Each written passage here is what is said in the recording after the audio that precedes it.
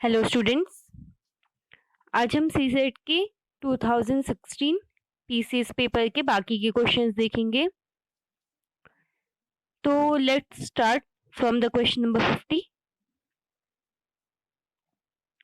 एक व्यक्ति एक निश्चित बिंदु से दक्षिण की ओर 15 मीटर चलता है।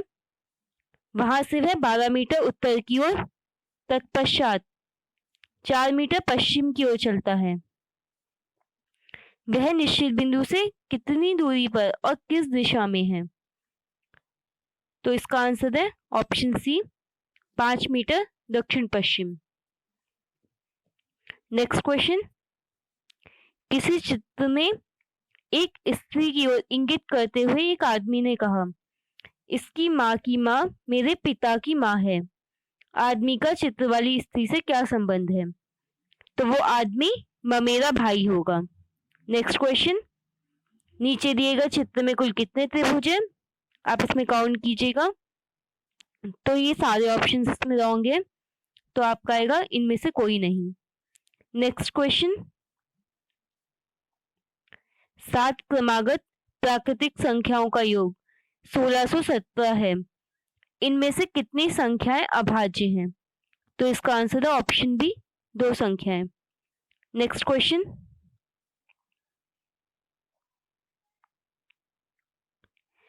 यदि P upon Q equals to 3/11, तब आपको वैल्यू बतानी है 22P minus 34Q upon 33P minus 3Q बराबर है। तो ये आपका इक्वल होगा -14/3 के। नेक्स्ट क्वेश्चन, एक काल्पनिक भाषा में अंकों 0, 1, 2, 3, 4, 5, 6, 7, 8, 9 को ABCDEFGHIJ लिखा जाता है। यदि 10 को BA लिखा जाए तो आपको बताना है DC into F minus in bracket BF minus D bracket close into D की वैल्यू क्या होगी? तो ये होगी BCE। नेक्स्ट क्वेश्चन, गुणनफल 1 into 2 into 3 into 4 into and so on into 50 के अभाज्य गुणनखंड करने पर कितनी बार आएगा? तो ये 47 टाइम्स आएगा। आपसे पूछा गया है कि 2 कितनी बार आएगा, तो 47 टाइम्स आएगा। नेक्स्ट क्वेश्चन, एक वर्ग के अंतर्वृत्त तथा बहिर्वृत्त क्षेत्रफलों का अनुपात क्या है? यह 1:2। Next question, x plus y plus z equals to 13, तो x minus 2 second bracket y plus 1 third bracket z minus 3 का अधिकतम मान क्या होगा? ये 27 होगा। नेक्स्ट क्वेश्चन, किट्टू मोहन व सोहन के बीच में है। राजू सोहन के बाएं तरफ तथा श्याम मोहन के दाएं तरफ है। यदि सोहन मोहन के बाएं बैठा है और सभी उत्तर की तरफ मुंह करके बैठे हैं, तो सबसे दाएं कौन है? तो इसका आंसर होगा श्याम। नेक्स्ट क्वेश्चन,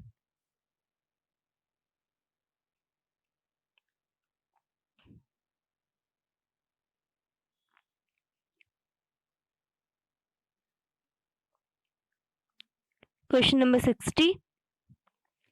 एक व्यक्ति योग कर रहा है। उसका सर नीचे और पांव ऊपर है। उसका मुंह पश्चिम की ओर है। उसका बायां हाथ किस दिशा में होगा? ये उत्तर दिशा में होगा। नेक्स्ट क्वेश्चन, एक बल्लेबाज ने अपनी 20वीं पारी में 110 का स्कोर बनाया और उसने अपने औसत में 4 की बढ़त की। 20वीं पारी के पश्चात उसका औसत क्या होगा? ये 34 होगा। नेक्स्ट क्वेश्चन, शब्द ALEP के अक्षरों का प्रयोग करके अंग्रेजी के कितने अर्थपूर्ण शब्दों की रचना की जा सकती है? ये होगा 3। नेक्स्ट क्वेश्चन, A B का भाई है, C A का भाई है और B और C के बीच में संबंध ज्ञात करना है, तो निम्न में से कौन सी सूचनाओं को जानना आवश्यक है? तो आपको C का लिंक पता होना चाहिए और B का भी। ठीक है, तो आंसर होगा A और 1 और 2 दोनों। नेक्स्ट क्वेश्चन, नीचे दिए गए शब्दों को तार्किक एवं सार्थक क्रमानुसार व्यवस्थित कीजिए। गरीबी, जनसंख्या, मृत्यु, बेरोजगारी और बीमारी। तो सीक्वेंस में आप लगाएंगे, सबसे पहले आएगा जनसंख्या, फिर आएगा बेरोजगारी, बहुत ज़्यादा पॉपुलेशन से बेरोजगारी बढ़ेगी, बेरोजगारी होगी तो फिर गरीबी बढ़ेगी, गरीबी से बीमारियां, बीमारियों से मृत्यु। ठीक है, नेक्स्ट क्वेश्चन।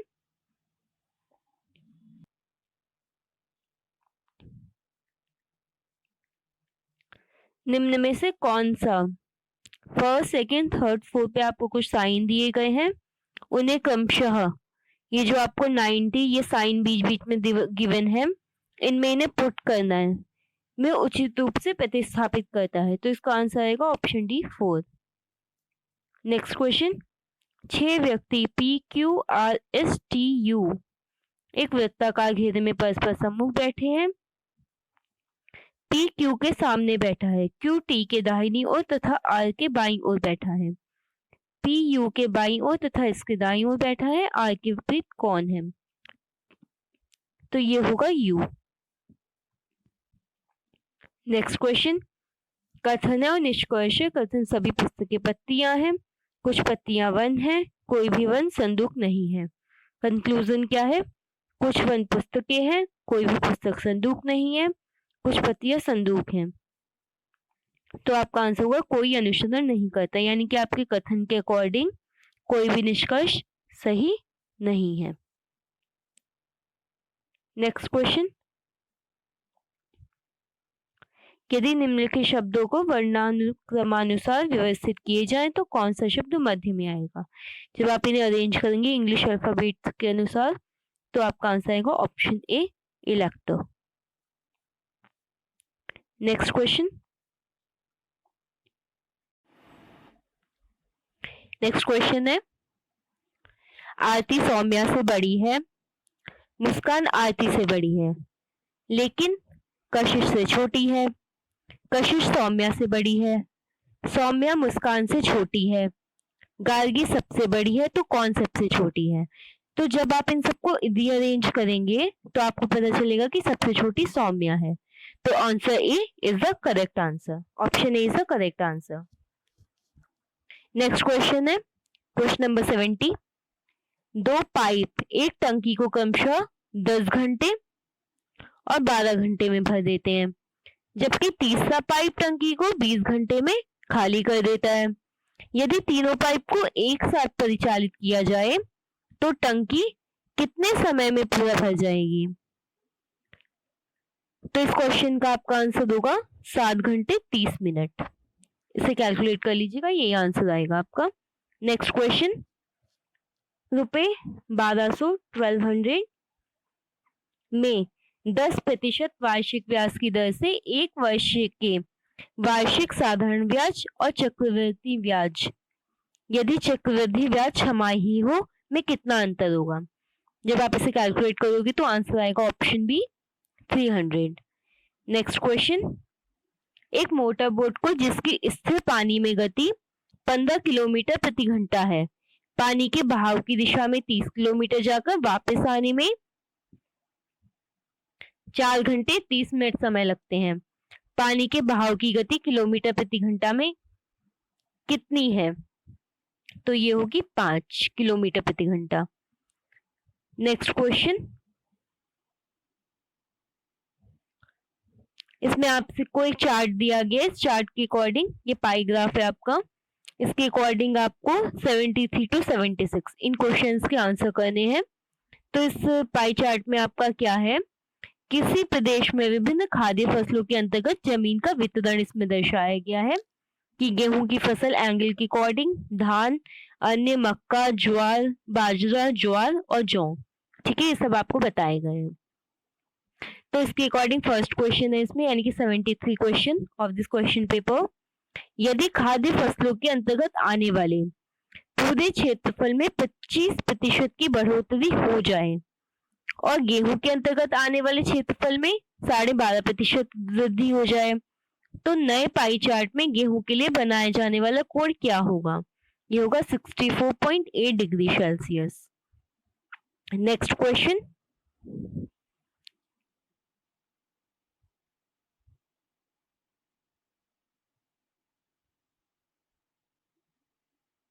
क्वेश्चन नंबर 74, किन फसलों के समूह खाद्य फसलों के अंतर्गत आने वाली कुल जमीन के 50% क्षेत्र को दर्शाता है? तो जब आप गेहूं, धान और जौ इन तीनों को जोड़ेंगे तो ये आपका 50% हो जाता है। तो ये option C will be your correct answer. Next question, यदि ज्वार के अंतर्गत कुल क्षेत्रफल 1.5 मिलियन एकड़ है तो धान के अंतर्गत कुल क्षेत्रफल मिलियन एकड़ में कितना होगा? ये होगा 6.0। Next question and last question जो इस आपका पाई चार्ट से रिलेटेड है, यदि गेहूं की पैदावार जौ की पैदावार से 6 गुनी हो तो प्रति एकड़ गेहूं व जौ की पैदावार का अनुपात क्या होगा? तो इसका आंसर होगा ऑप्शन डी 3:1। नेक्स्ट क्वेश्चन,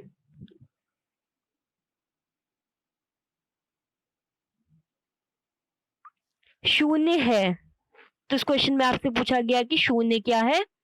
तो शून्य जो है वो आपका एक संपूर्ण संख्या है। नेक्स्ट क्वेश्चन, दो शब्द दिए गए हैं नॉट तथा टन।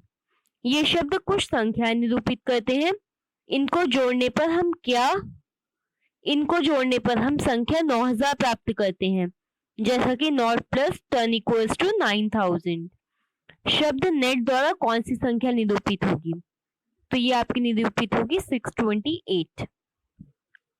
नेक्स्ट क्वेश्चन, आयत, ये जो आपको आयत दिया रेक्टेंगल गिवन है, इसमें वर्गों की संख्या, आयतों या वर्गों की संख्या कितनी है? ये होगी 18। Next question, 17 to the power 17 के इकाई के स्थान पर कौन सा अंक होगा? ये होगा 7। नेक्स्ट क्वेश्चन,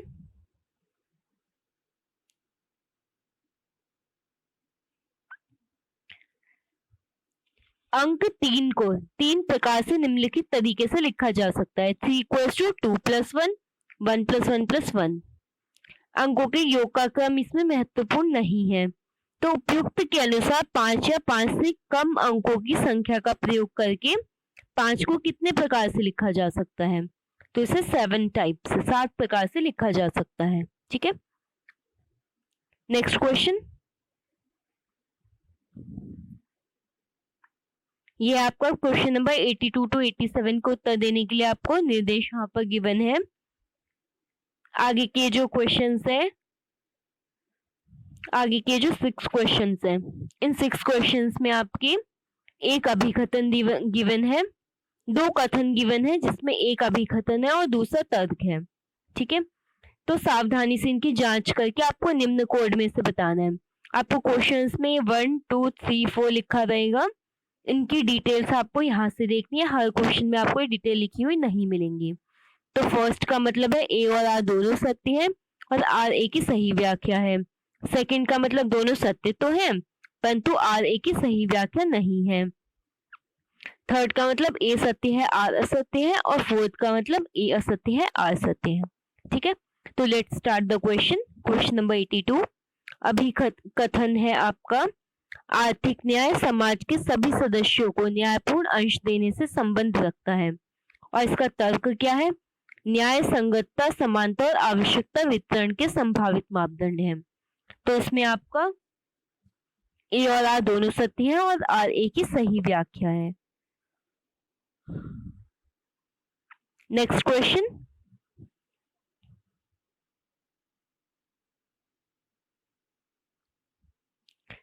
इसमें आपका कथन है, प्रतियोगिता के समय प्रशिक्षण का उद्देश्य सर्वोत्तम अवस्था को प्राप्त करना और उसे बनाए रखना है। तर्क है इसका, एक बार प्राप्त की गई सर्वोत्तम अवस्था दीर्घकालीन समय तक रह सकती है। तो इसका है आपका कथन ए सही है और आर कथन, ये तर्क जो है उसका वो गलत है। ठीक है, क्योंकि आपका यही था ना इनकी डिटेल में। एक बार आप डिटेल चेक कर लीजिए। हाँ, थर्ड में आपका ए सत्य और आर असत्य था। नेक्स्ट क्वेश्चन, कथन है उत्तराखंड के पहाड़ी क्षेत्रों से इसके वर्ष 2000 में राज्य बनने के उपरांत पलायन की दर में वृद्धि हुई है। तर्क है इसका, पलायन से गांवों का परित्याग हो जाता है, इससे भूमि का निम्नीकरण होता है। तो इसका आंसर होगा आपका कथन ए और तर्क आर दोनों सही है, परंतु इसका जो रीजनिंग है वो कथन की व्याख्या नहीं करता है। नेक्स्ट क्वेश्चन, मनोविज्ञान में अंगूर खट्टे हैं दृष्टिकोण रक्षात्मक प्रतिक्रिया का एक उदाहरण है। तर्क है इसका निराशा को स्वीकार करने से बचने के लिए युक्तिकरण का प्रयोग किया जा सकता है। तो इसमें आर सही है लेकिन कथन गलत है। नेक्स्ट क्वेश्चन, भारत विश्व का दूसरा सर्वाधिक जनसंख्या वाला देश है। तर्क क्या है, भारत में जनसंख्या वृद्धि के साथ बेरोजगारी की समस्या बढ़ रही है। तो ए और आर दोनों सही है, परंतु आर ए की सही व्याख्या नहीं करता है यहाँ पर। नेक्स्ट क्वेश्चन,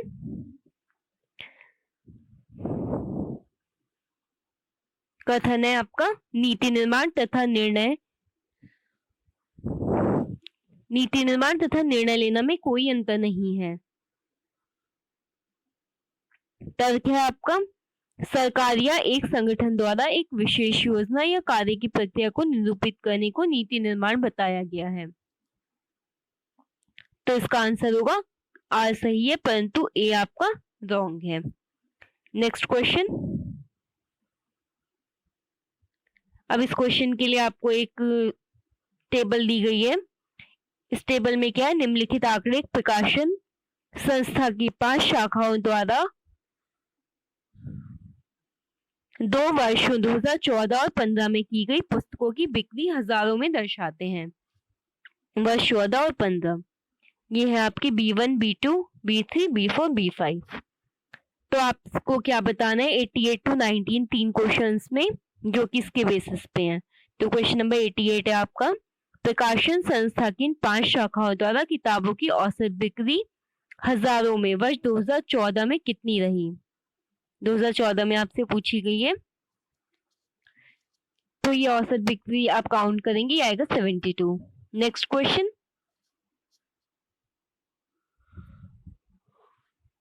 प्रकाशन संस्था की किस शाखा का 2 वर्षों की पुस्तकों की बिक्री हजारों में का अंतर सर्वाधिक है, ये होगा B5। नेक्स्ट क्वेश्चन, B3 शाखा की दोनों वर्षों की कुल बिक्री सभी शाखाओं की दोनों वर्षों की कुल बिक्री का क्या प्रतिशत है, ये 25% है। नेक्स्ट क्वेश्चन देखेंगे, कथन है सभी वैज्ञानिक मूर्ख हैं, सभी मूर्ख अनपढ़ हैं। इनके कंक्लूजन्स क्या है, सभी वैज्ञानिक अनपढ़ हैं, सभी अनपढ़ वैज्ञानिक हैं, सभी अनपढ़ मूर्ख है, कुछ अनपढ़ वैज्ञानिक हैं। ठीक है, तो ये जो आपके निष्कर्ष हैं, तो इसमें आपका सिर्फ 1 और 4 फॉलो करता है। ठीक है, यानी कि सभी वैज्ञानिक, जब वैज्ञानिक मूर्ख है और मूर्ख अनपढ़ है, तो यानी कि आपके वैज्ञानिक जो होंगे वो आपके अनपढ़ होंगे। ठीक है, तो इसलिए कथन 1 सही है आपका, और 4 कुछ अनपढ़ वैज्ञानिक होंगे, ये सही होगा। Next question,